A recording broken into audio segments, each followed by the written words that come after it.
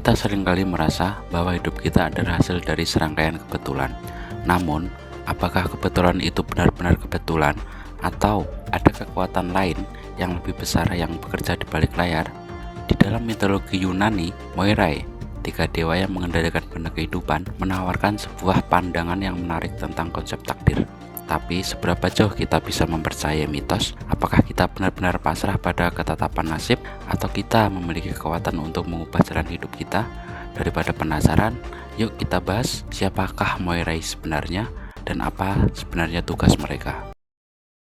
Dewi Moirai yang pertama adalah Kloto, sang pemintal kehidupan. Dialah yang memulai perjalanan setiap makhluk. Saat seorang bayi baru lahir, Kloto mulai memutar roda pemintalannya, menciptakan benang emas yang menjadi awal kisah hidupnya. Ternyata tugas Kloto bukan hanya untuk manusia, ia juga menciptakan takdir untuk para dewa, menenun elemen-elemen yang menjadi keseimbangan alam semesta. Setiap benang yang ia pintal adalah awal cerita, bisa penuh harapan, tantangan, dan kejayaan. Tapi Kloto hanya membuat awal. Setelah benang selesai dipintal, nasib itu bukan lagi miliknya. Apa yang terjadi selanjutnya tergantung pada keputusan para Moirai lainnya.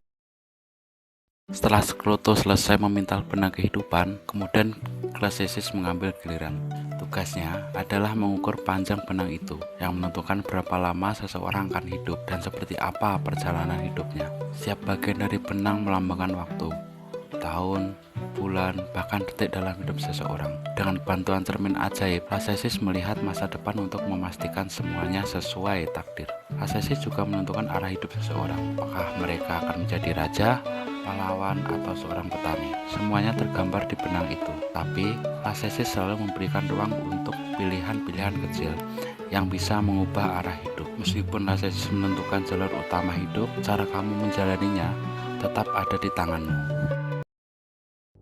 Jika Kloto adalah awal dan Klasisis adalah perjalanan, maka Atropos adalah akhir. Dengan gunting emasnya, ia menentukan kapan setiap benang kehidupan harus diputus, membawa akhir dari setiap cerita. Atropos bekerja dengan ketenangan dan kepastian.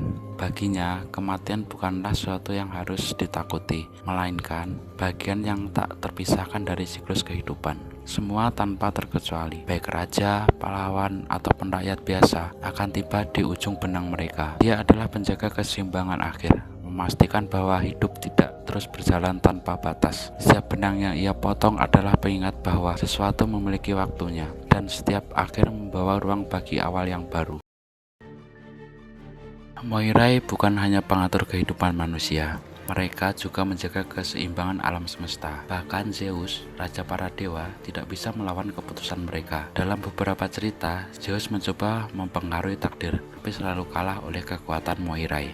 Ia menunjukkan bahwa takdir bukanlah sesuatu yang bisa diubah, bahkan oleh kekuatan terbesar sekalipun, sekelas Zeus. Moirai adalah simbol kekuatan kosmik yang mutlak. Kisah Moirai mengingatkan kita bahwa takdir adalah bagian dari hidup yang tidak bisa kita hindari. Namun, kita tetap memiliki kendali atasnya.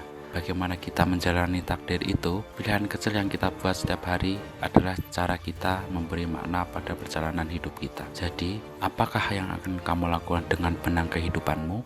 Akankah kamu membiarkan terjalin seadanya, atau kamu akan menjadikan kisah yang penuh makna? Pilihan ini ada di tanganmu.